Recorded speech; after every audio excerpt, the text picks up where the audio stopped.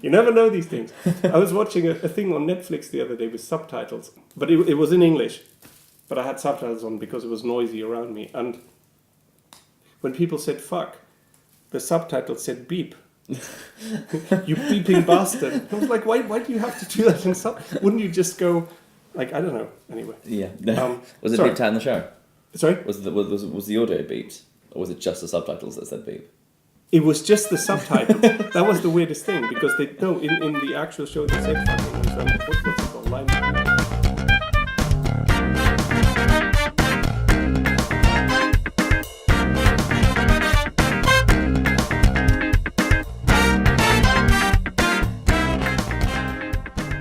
Hello and welcome to the Young Performers Podcast. So what next? Now this month is going to be very exciting. It is a headshot special. So, for the next 4 episodes, you're going to be hearing some advice from 4 of the UK's leading headshot photographers. They're going to talk us through how to get the most out of your session, what to bring, etc. And if photography is something that interests you, we'll be touching on how to get into that as well. So, without further ado, photographer number 4, Wolf Marloh. Now you have questions. I'm just blabbering. No, please, no, literally. It's all anything, literally everything's useful.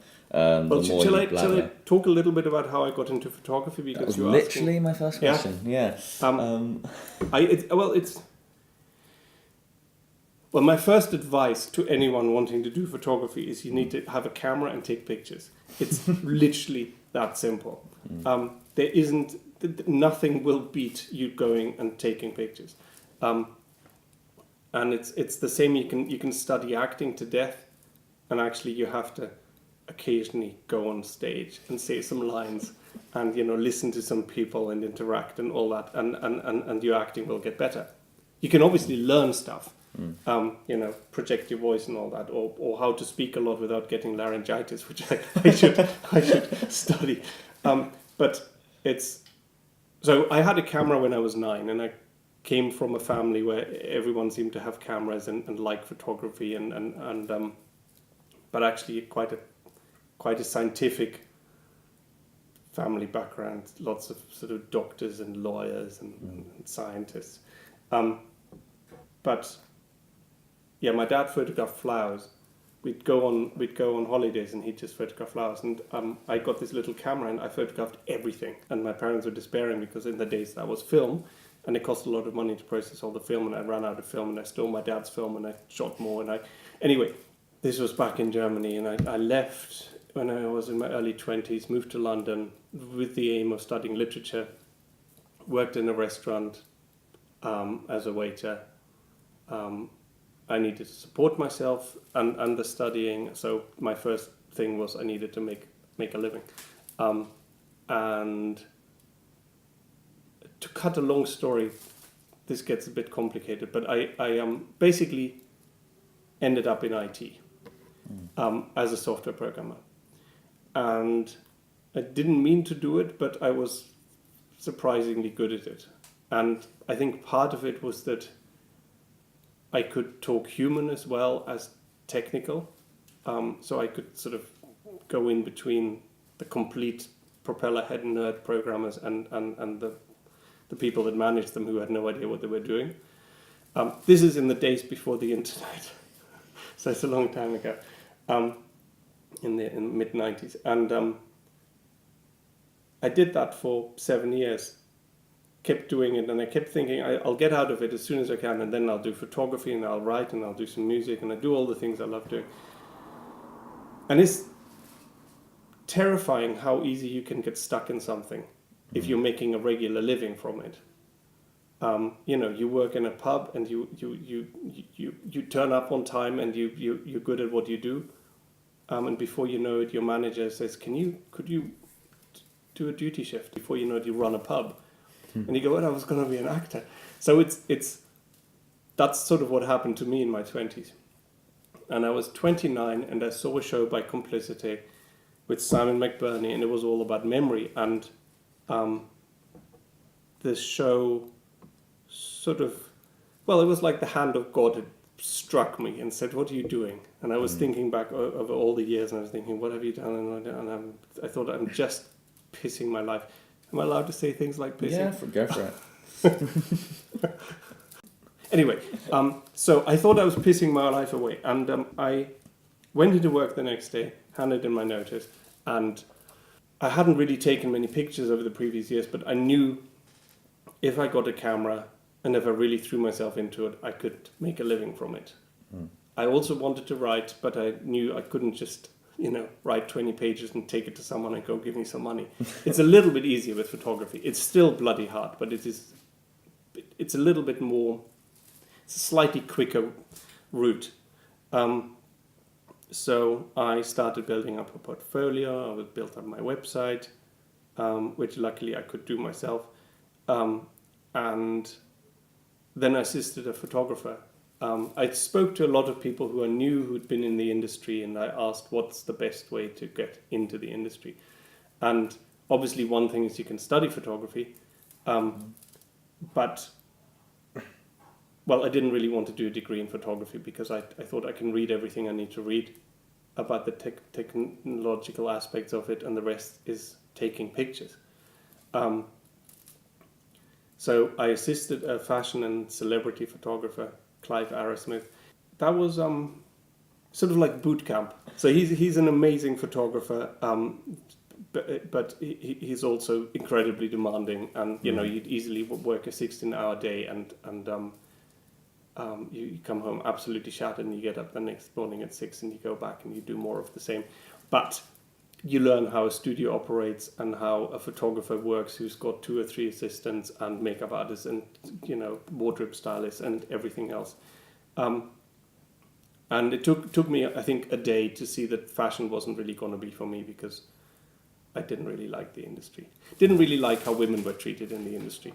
If I start blabbering on about that, we'll never finish today. But I just, it wasn't my industry. Even though you open a cover of, an issue of Italian Vogue, and there are some incredible pictures in it. And if you look at the work of Stephen Meisel, there are absolutely amazing fashion photographers, and I don't think everyone treats models with this respect. Clive actually was always incredibly, incredibly courteous with them, but it was the whole industry that sort of was a bit repulsive to me. Anyway, what I was interested in is working with people for portraits, and Clive did a lot of that, and I got to meet a whole lot of really interesting people. Reading the light on their face and then quickly fading into the background, because I was just a lowly assistant. So I did that for 3 years, and then in the process built up my own portfolio, did my own studio shoots. And headshots was something that came upon me much later and totally unplanned again. I did a friend's niece, his headshots. She'd had a terrible experience, and she was at Central, and she had a terrible experience, and had no money left. And so my friend said, "Could you just, you have a camera, right? Can you just do a couple of shots of her?" So I did that, and that was a really nice experience, and we had some fun and lots of time, and just took lots of pictures, some on the street, some inside. But then a couple of her friends at Central emailed me and wanted some, and a few months later I had more inquiries, and a year later I had an inquiry every day, and 2 years later I had a website with 500 shots on it, and a business, if you will. But I always figured, I never advertised it. I sort of was almost a little bit embarrassed about it in the beginning. I thought, no, I'm going to be a celebrity photographer. I don't just do lowly headshots. But there came a point when I realized how much fun I was having doing headshots, because everyone who comes in with their own little story, and personality. And I guess that's what I enjoy about meeting people.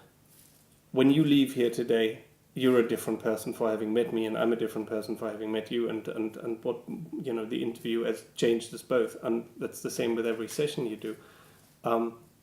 And as long as you're open to that, to be affected by people you meet, it's a wonderful experience.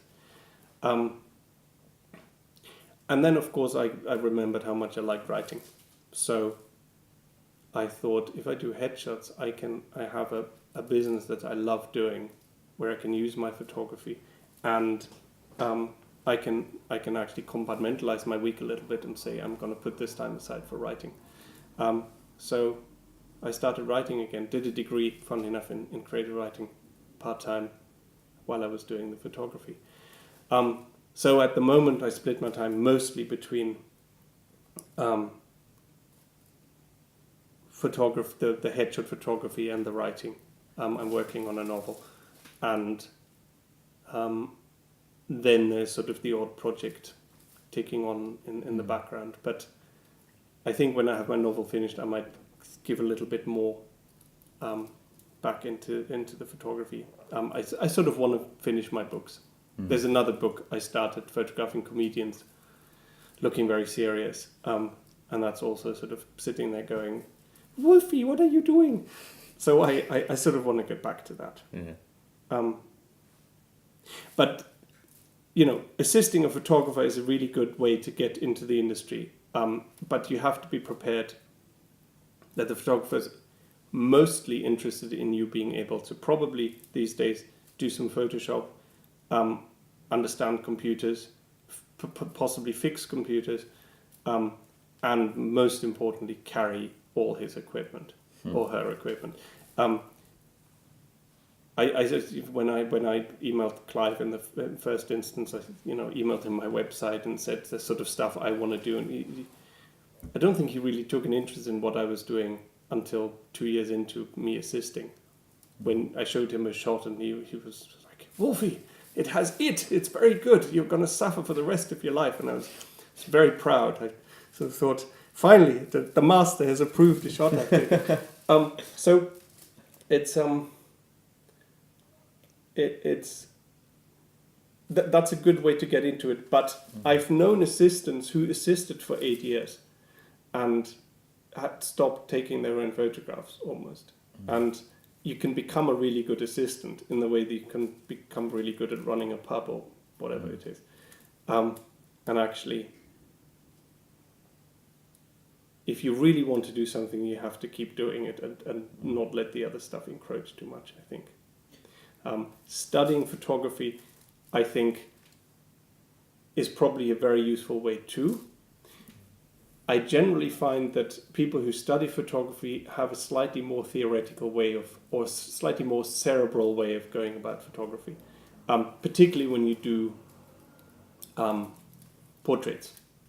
So if you look at, say, two sort of different groups of portrait photography, one is an environmental portrait where you photograph a butcher, you photograph the butcher in his butcher's shop with lots of bacon and ribs of beef and God knows what hanging around him, and a bloody white coat and holding a meat cleaver, and that's like, oh, he's a butcher. Or you photograph a violinist holding a violin at Carnegie Hall. So what you're doing is you as the photographer, you arrange the person in a space, and you say, this is the person. I've never been interested in that, and I'm not very good at it, to be honest. I'm not very good at arranging a space around someone and trying to create a sort of tableau of something.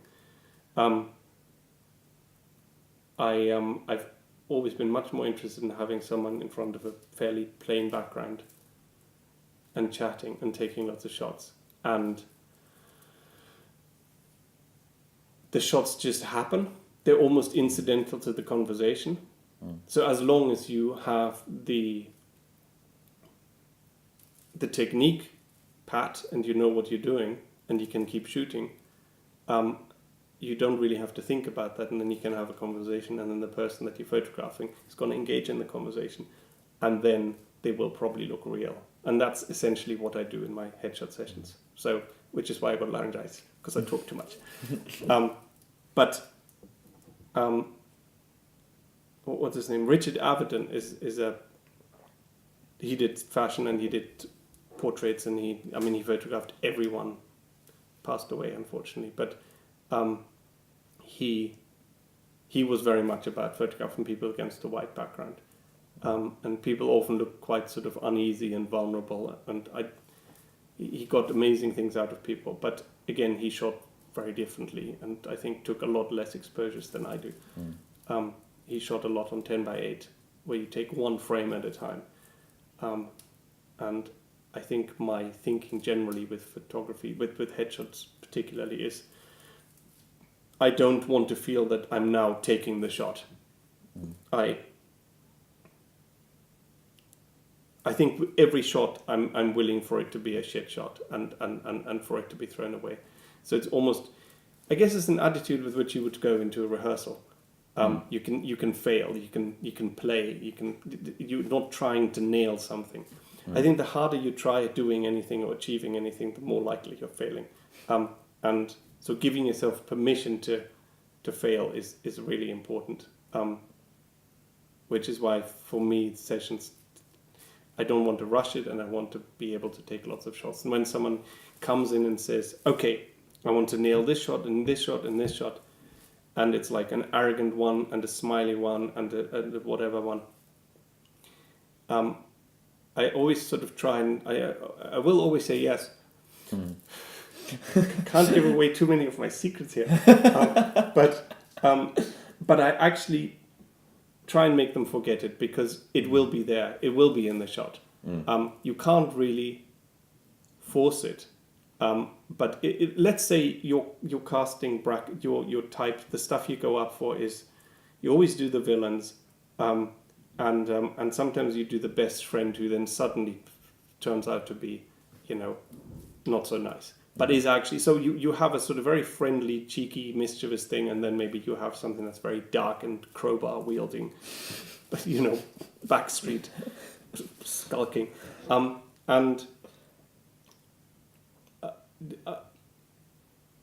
we can go for that, and we can say, okay, you're now in the backstreet holding a knife. the crowbar. Exactly. But actually what it does is it makes you go into your head, and you start imagining what you're doing, and you sort of disappear a little bit. So you go into your imagination, and likewise, we can say, okay, you're the best friend. Imagine I'm your friend, and you're really, and we're having a little joke, and you're sort of going, haha. And again, it sort of becomes a little bit phony. So I know that works for some people, using a scenario. You're standing at the bar, and there's a beautiful, woman coming in, and you, whatever. But it doesn't really work for me. So I find that actually in a normal conversation, your face will make so many expressions that without actually trying to force anything, the friendly guy and the crowbar wielding person will all be there. And I also find that, for example, smiles happen.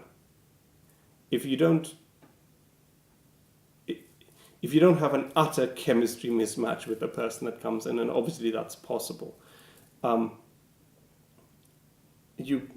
there will be a giggle in the shot somewhere, and most of the time that's all you need.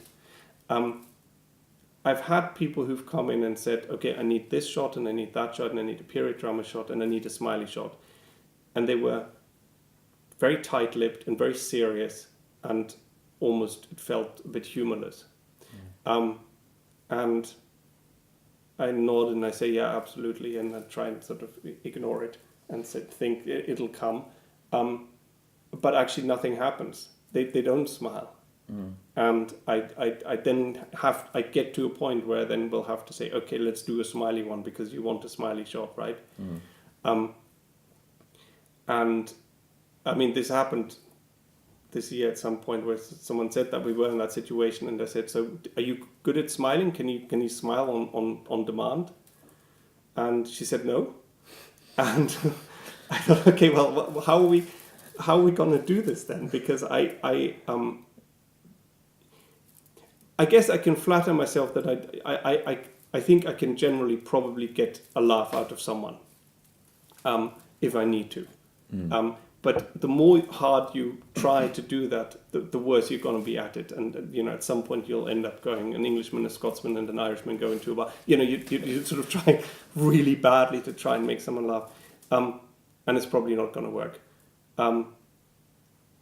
So what we did is actually I said, okay, fake a laugh. Just do the fakest smile you can do. And amazingly, we just kept doing that, and I kept asking her to do it again. And I said, okay, I needed even faker. And actually, at some point, she was just laughing because it was so ridiculous. So you can sort of almost embrace it and just go, this is incredibly weird and awkward, and I'm going to do it. And at some point, suddenly you're laughing. Yeah. But I was almost clutching at straws. But other people are terrifyingly good at just producing a smile. I've had a few people who've done, been in the limelight a lot and have to do the whole red carpet thing, and they can just switch one on. They just do their photographer face. Amazing. Actually, just to go back a bit, because this did cross my mind when you were talking, but I didn't want to interrupt what you were saying. No. With your assistant job, how did you get that? How do you give away a secret or anything? No. I emailed him and he emailed me back the weirdest email. It was something like, if you want to assist me, you'll have to be willing to smoke cigars with eunuchs on the toilet. And I don't know, it just went on into this, like, is he smoking something? And whatever I wrote back must have been the right thing, because he then said, let's talk on Monday. And then we talked, and then I turned up for a shoot, and then I started working for him. But I met his son, who's funnily enough an actor, Paris Smith, who went to RADA a few years ago. And Paris said he was there when my email came in, and apparently Clive said, someone called Wolf who's just emailed me. So they decided to write me the weirdest email and see what I say as a test. So I obviously passed the test. But that's obviously, I guess on some level I got lucky. How to get a photographer to assist? Look up the photographers that whose work you like, that you want to learn from, and contact them, and keep contacting them. I think over time. I mean, maybe don't call them every day, but. I get an email probably once a week from someone who wants to assist, and I don't have assistants unless I do a slightly bigger shoot that's not in my studio here. So headshot sessions don't have assistants. And I then know some people that I've worked with before, and I trust them. And when I work with assistants, I want to be able to know that they take care of stuff, and they'll be there on time. And so I don't take a punt on, maybe that'll work out. So when I first assisted Clive, I was, the fourth assistant, to just sitting somewhere in the corner, maybe carrying something or getting coffees. So there was if I hadn't been there, it would have been fine too. But at the same time, what happens is your assistant has just died of dysentery, and you get a as it happened, and you get a call saying, I was just wondering whether you needed an assistant. You go, when can you start? Can you come today, 8:00? So stuff like that happens, and maybe Clive was at the time also looking for someone, and the same way, half a year later, you suddenly might be looking for someone. But I think what doesn't work is if you write an email to 100 photographers and say to whom it may concern. So you do need to you need to target who you contact and make them understand that you want to assist them rather than just anyone. So maybe it helps, for example, if you've looked at their website and you can maybe comment on what you've seen on their website and why you like it. Another great way actually to learn how to take better pictures is, one is you take lots of pictures, but the other one is you need to look at other photography and see what you like. So in my case, I bought or looked at as many photography books as I could. I even had a subscription to Vanity Fair because it's got lots of amazing portrait photography in it. And you look at what you like about the shot, what makes it unique, how it's different to another photographer's, how would you yourself do the shot, and then you try. and you get a friend. My first portfolio was all my friends, and family. There was just 20 people on my website who I all knew intimately, and then they slowly got replaced by real people that I'd photographed that had paid me. One of my favorite photographs I've taken, which is not on my website, is a friend, and she's dressed up as a man in a suit, and she's smoking, and she's sitting on two chairs, and we're chatting, and we just kept shooting and shooting and shooting. And there's one moment where I have no idea what I said or what she said, but we suddenly had a massive giggle, and it's just this moment caught where she's just bursting into laughter, and there's smoke, and there's the background in the chairs, and it's perfect. She looks like an absolute movie star, caught in the moment of having a giggle about something. And so some of my favorite shots are that. You absolutely can't control it. You can create the environment for it. You have time, you have the right people, and you know what you're doing, and then you just take shots, and they happen. Now, sorry, do you have questions? I don't know. No, honestly, you're answering everything wonderfully, without me having to ask anything.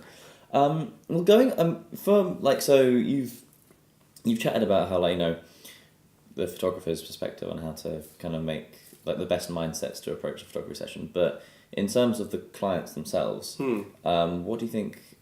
The question I've been asking everyone so far, kind of a long-winded way of wording it, but if you took all of your favourite shots you've ever had from your favourite clients, but all your favourite photos, and if you think about those clients, is there a shared mindset or a thing that they all had in common in the way they approached their session, which you would advise? I don't know. A theme I'm noticing so far is kind of an openness to play and mess around. But anything specifically that you notice in those clients? Any similarities at all?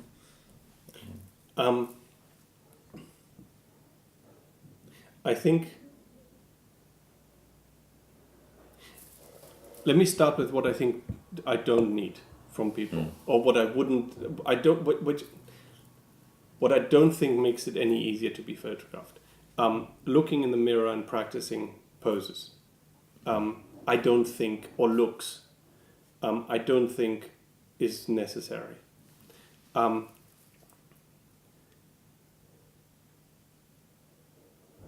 Watching things like X Factor and trying to learn how to pose, how to be a model, how to be, in inverted commas, be better in front of a camera. I don't really think that's really exists, to be honest. Not as far as I'm concerned. Also the term photogenic, as far as I'm concerned, doesn't really exist. So not for headshots. If you come in for a headshot session, you need to look like what you look like. And so looking good isn't a measure that you can apply to a headshot. You need to look like yourself. So I think the important thing is that when you work with a photographer. I always get suspicious when someone emails me and says they want to use me as a headshot photographer, because I think you use a Hoover or a computer, but you don't use a person. You don't use an actor in a show or use a director to direct a movie. You work with. It's always I think this whole industry is like that, and I think it's a mindset where you go, I'm going to give you some money, and then you're going to do this thing for me, and it's not like that. You go in and you listen to what that person has to say, and they will hopefully listen to what you have to say, and then you take some shots and you look at them, hopefully, and you find what works and you do some more. Anyway, that's how I work. The biggest struggle that people have in the sort of process of the session is when we take our first shots and I load them on the computer and we look at them. People who are quite used to seeing themselves in pictures, people who've done lots of television and promo shots and stuff, with them it's fine. It's like, yeah, it's my face. Just get rid of the bags. But people who don't really see themselves, I've had people sitting there crying. And it usually happens if someone hasn't had their headshots taken in 10 years. And so what's happening is, you see yourself 10 years older, and you haven't really looked at yourself. And in fact, you've sort of hung on to your old headshot, which is before you got married and had 2 kids, and now all your hair's fallen out and you look like a grumpy old bastard. That's really important, I think, to really coldly, objectively look at your face. The thing with uneven eyebrows and uneven eyes and wonky mouth and things is every face has that. So go to a website, go to a headshot photographer's website.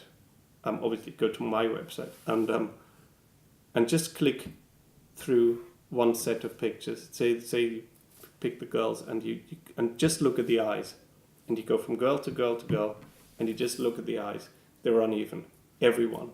There's hardly anyone where they suddenly, for some divine intervention of mystery, that they're even. And you look, and then you keep clicking, and you look at mouths, and nobody has a straight mouth either. People always have the top lip goes a little bit more to the left or the right, because that's just how your face operates. Because you're right-handed or left-handed, everyone has a differently strong body. That's what makes your face interesting. If it was all symmetrical, it would look really boring. So it's that's very easy for me to say. I don't like being photographed, and my left ear comes out more than my right ear. So I when somebody takes a picture, I always turn my head a little bit to my left, so they're more symmetrical. So I don't heed my own advice, but I think that's a really useful exercise. And apart from that, in the run-up to a shoot, just look after yourself a little bit. Like, don't go to a club the night before the session. And people do. I've had the strangest experiences, but in general, I think, get some sleep, drink lots of water, don't overdo cigarettes and alcohol and caffeine and all that. Just it's basic. It's basic stuff. It's common sense. But that said, I had someone who came in and he hadn't done any of that, and he, drove here on a motorbike, and it broke down on the way, and he ran the last minute, and he was fine, even though his hair was a bit smashed up from the motorcycle helmet. So which is why I wouldn't go on a motorbike. But you will do what you will do, and it's probably going to be fine. I think most photographers now take a deposit, and I didn't used to, and I started recently. And I do now because it means the people that book know they've already paid some money, and it just makes it a lot more serious. How do you know which headshot photographer is right for you, in quotation marks, which is what I heard a lot when I was training. I remember people going, "Oh, this photographer is right for me," and I had no idea. Like, I would look at all these photographers and go, "I don't know." How do you have any advice on how you know if someone's right for you? I think when you're at drama school and these are your first headshots, you probably need to spend a little bit more money on it, because they're probably your most important headshots. And they might... I think having a photograph taken by someone who really knows what they're doing, so the photograph is in focus and it's, your face is in there and there isn't too much other shit happening in the background, and, we can see your face. It works. So having something that looks like a professional product is going to make a difference, because it means that people can look at it and go, he takes or she takes her job seriously. If you just have a snap taken by your dad in the garden against the fence, then it's probably not going to work so well. So I think you look at the pictures and imagine the scene behind it, like how were they taken. But then people come in here and they go, oh, I thought this studio was completely different. And of course a studio is it's a little make-believe engine. You have bits here and bits there and a light there and a camera, and you take a selective little frame of that and everything around it you'll never see. So you can probably imagine what you will, and it probably makes no difference. I think people get very shy about this whole thing. Like the photographer is some sort of, big important portal through which you have to pass, and you have to, you book, you pay them all this money. They have someone famous on their portfolio, so they're probably really mean, and they fly everywhere in helicopters. And of course, they're just normal people with, they fart, they have hair on their shoulders or whatever. They have, they also have hangovers, and so you can ask them questions. You don't have to worry about it. You can email them and ask them questions, and if you have anything that you're unsure about, and there might be, or you call them, and likewise, actually, when you're there at the session, if you feel the shots aren't working, you tell the photographer. There's ways of saying it. You don't have to say they're really shit, but. You explain what you don't like, find a way of working with the photographer. But I don't find this as much of a problem in my sessions, but sometimes someone comes in and I think they almost, feel like I'd be like some sort of scary, I don't know, Simon Cowell or something, who sits there burying his head in his hands going, oh, you're all wrong. And of course, a good photographer isn't like that. You have... The person that comes in is who they are, and as far as I'm concerned, they're the best thing since sliced bread. And that's what I work with, and when they leave, hopefully everyone's happy. But it is a conversation, and you never have to be too scared to ask questions.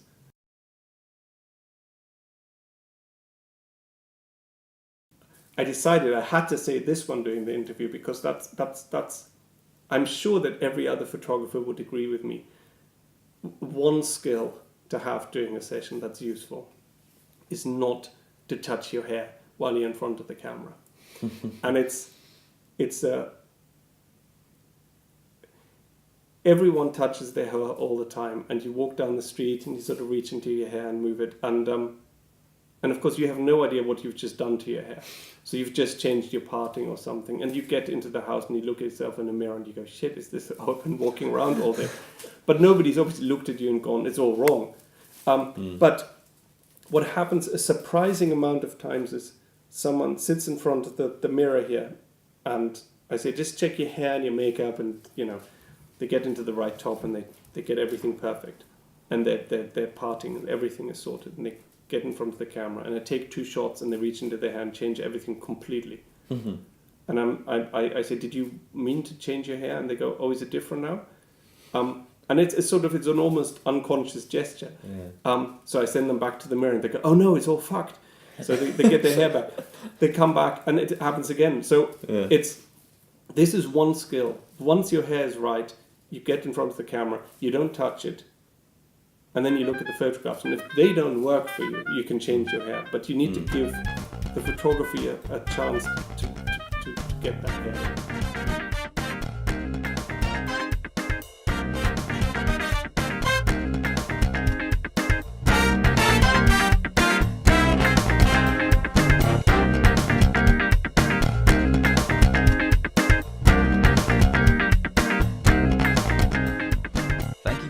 This week's episode of So What Next. If you'd like to know more about Wolf, his links will be in the description below. Make sure you leave a like, comment, subscribe, and we'll see you all next time.